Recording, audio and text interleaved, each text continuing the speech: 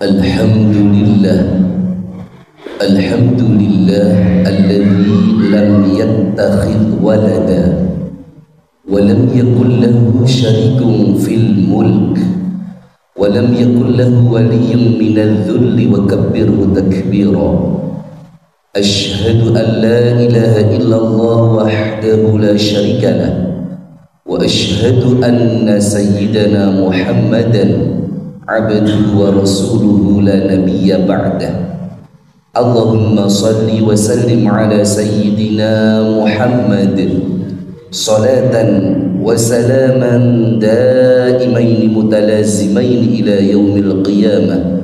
Amma ba'd, fa ya ibadallah, usikum wa iyaya bitaqwallahi wa ta'atih faqad fazal muttaqun.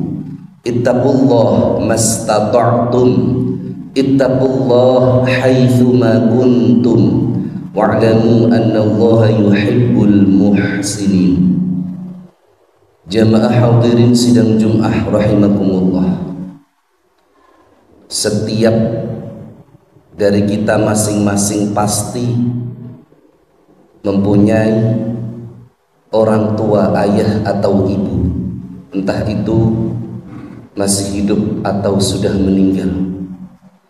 Tapi semua di antara kita yang hadir di sini belum tentu dikaruniai Allah seorang anak.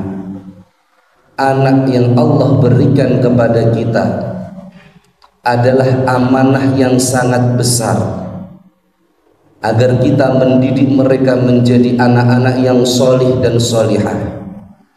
Tidak hanya memberikan makan, tempat tinggal, atau apapun itu, tapi yang terlebih penting adalah bagaimana kita mendidik anak-anak kita menjadi anak-anak yang solih dan solihah. Al-Quran mengajarkan kepada kita pendidikan dasar apa yang harus kita berikan kepada anak-anak kita untuk menghantarkan mereka menjadi orang-orang yang solih dan solihah. Allah jelaskan di dalam surat Luqman. Luqman adalah sosok manusia mulia, sosok ayah yang sangat mulia, yang beliau hidup di masa Nabiullah Daud alaihi salam. Allah mengajarkan kepada kita tentang bagaimana mendidik anak-anak kita dengan benar sesuai ajaran Al-Quranul Karim.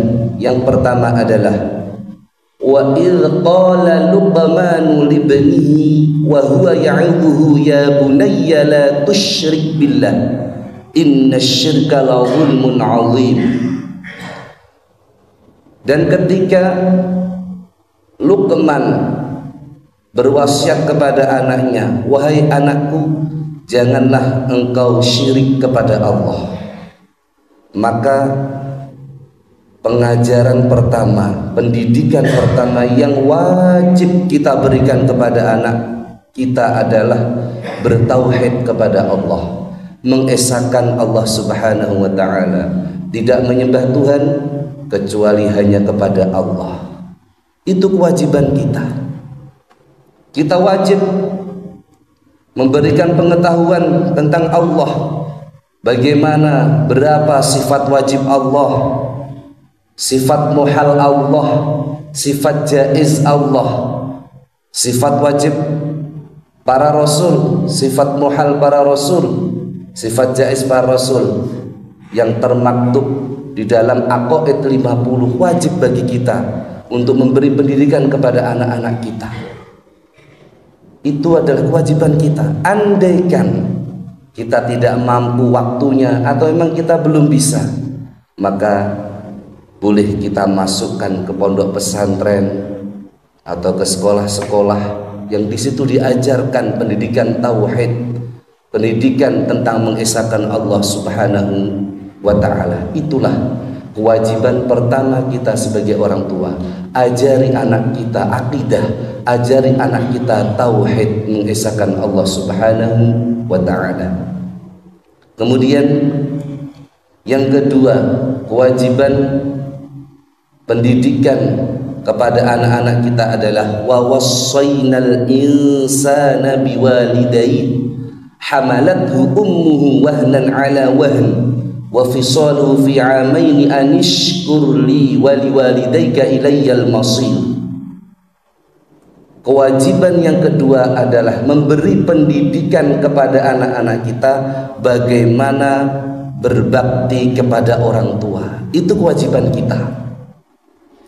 Karena kebahagiaan seorang anak itu diukur dengan seberapa besar anak itu berbakti kepada orang tuanya.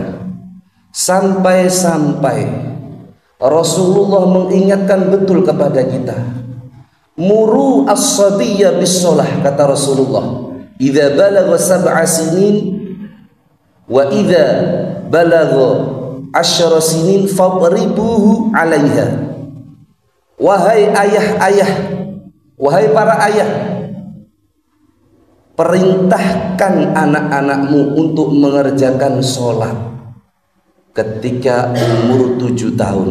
Padahal kita tahu umur 7 tahun anak kita belum wajib sholat, belum mukallaf. Tetapi kewajiban kita adalah memerintahkan sholat, termasuk memerintahkan puasa, latihan, memerintahkan belajar membaca Al-Quran yang benar.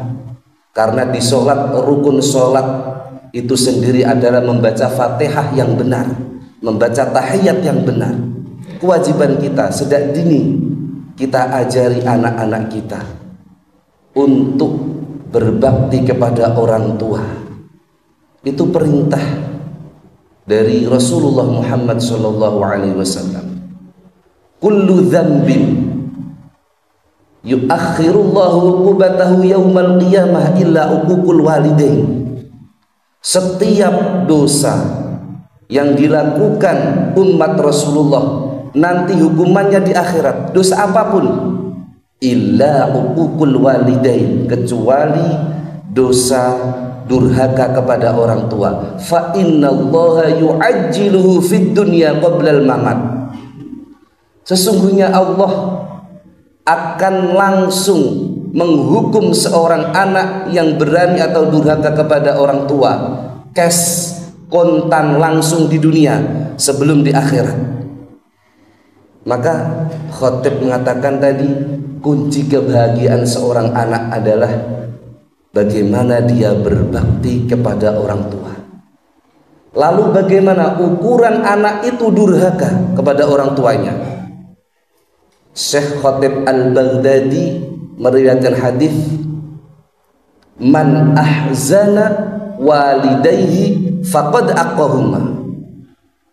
Siapa saja seorang anak yang berani menyusahkan hati orang tuanya, itu masuk anak yang durhaka.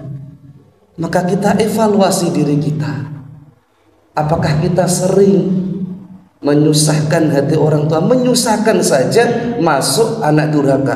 Bagaimana kalau kita benar-benar menyakiti keduanya, mengambil hak kedua orang tua kita? Sungguh sangat durhaka sekali. Maka jangan sampai anak-anak kita menjadi anak yang durhaka kepada kita atau orang tuanya.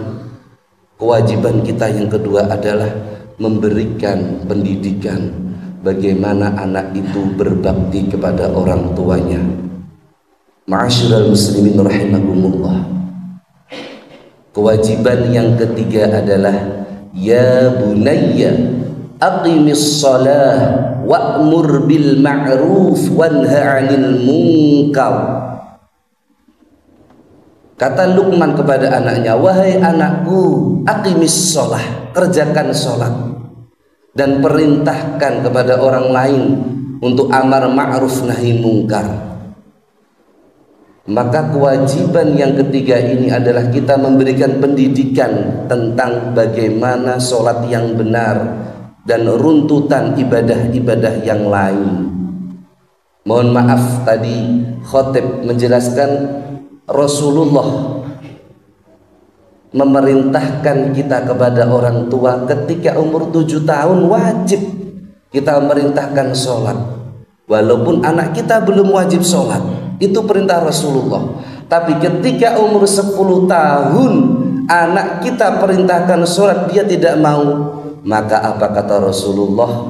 Fadribuhu 'alaiha, pukul, biar dia jerah, biar dia takut untuk tidak meninggalkan sholat. Tentu memukul ini bukan memukul biasa atau memukul kasar, tapi dalam kitab fikih dijelaskan ghairu mubarrih, memukul yang tidak sampai menyakiti atau melukai, memukul dengan kasih sayang. Fenomena hari ini, kita melihat anak kita umur 7 sampai 10 tahun memang dia belum wajib sholat. Waktu subuh kebanyakan dari orang tua tidak membangunkan anaknya. Karena apa? Mesake, kasihan, masih kecil, khawatir ngantuk. Tapi kalau kita ingat dawuhnya Rasulullah, diperintahkan anak kita. Kenapa demikian? Liyata'awwada hatta la yatrukha, supaya terbiasa melakukan sholat, sehingga anak kita ketika balik nanti tidak sampai meninggalkan sholat menjadi kebutuhannya. Itu kewajiban kita. Ma'asyiral muslimin rahimakumullah. Kemudian kewajiban yang keempat adalah wala tusa'ir khaddaka linnas wala tamshi fil ardi marha.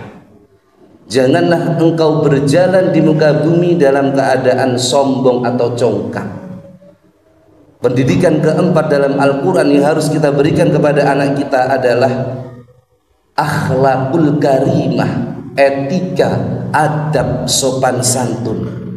Bagaimana sopan santun kepada orang yang lebih tua, sopan santun kepada orang yang lebih muda, sopan santun kepada tetangga, kepada keluarga, semua sudah diatur oleh Rasulullah Muhammad SAW.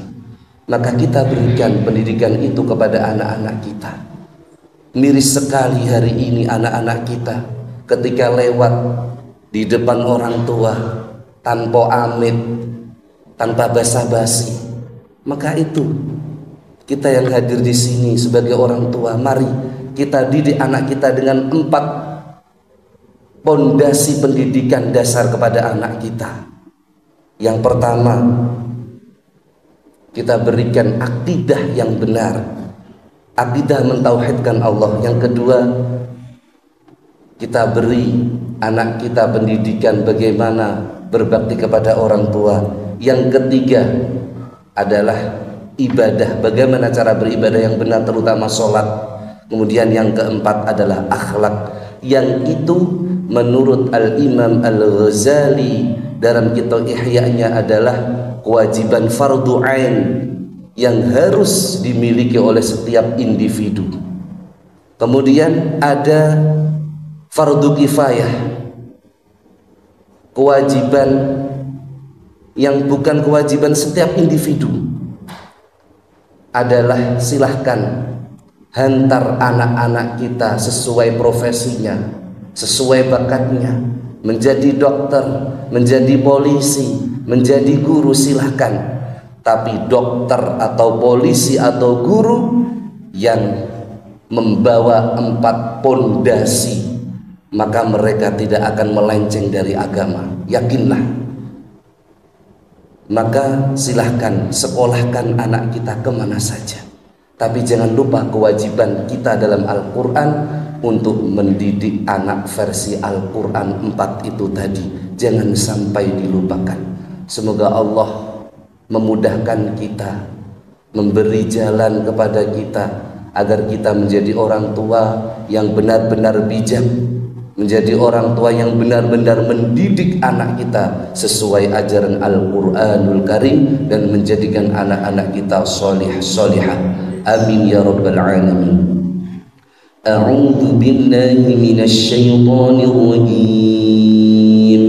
Wal 'ashri innal insana lafi khusrin illa alladhina amanu إلا الذين آمنوا وعملوا الصالحات وتواصوا بالحق وتواصوا بالصبر. بارك الله لي ولكم في القرآن الكريم ونفعنا به وإياكم بما فيه من الآيات والذكر الحكيم وقل رب اغفر وارحم وأنت خير الراحمين. اللهم صل على سيدنا محمد وعلى آل سيدنا محمد.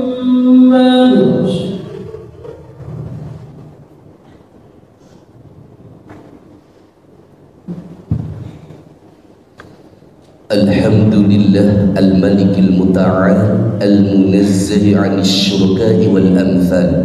أشهد أن لا إله إلا الله وحده لا شريك له وأشهد أن سيدنا محمدا عبده ورسوله لا نبي بعده.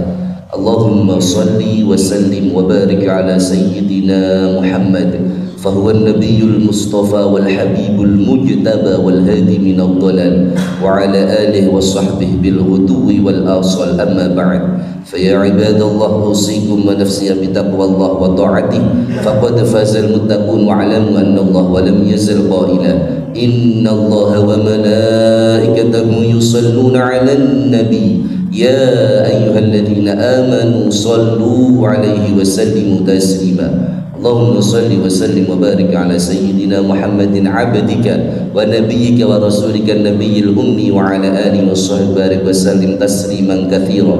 اللهم اغفر للمسلمين والمسلمات والمؤمنين والمؤمنات الأحياء منهم والأموات إنك سميع قريب مجيب الدعوات ويا قاضي الحاجات. اللهم ادفع عنا الغلا والوباء والبلاء والزلازل والشدائد والمحن وسوء الفتن ما ظهر منها وما بطن من بلدنا إندونيسيا خاصة ومن بلدان المسلمين عامة خصوصا في فلسطين.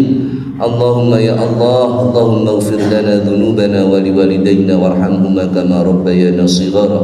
ربنا آتنا في الدنيا حسنة في الآخرة حسنة وقنا عذاب النار. عباد الله إن الله يأمر بالعدل والإحسان وإيتاء ذي القربى وينهى عن الفحشاء والمنكر والبغي يعظكم لعلكم تذكرون ولذكر الله أكبر.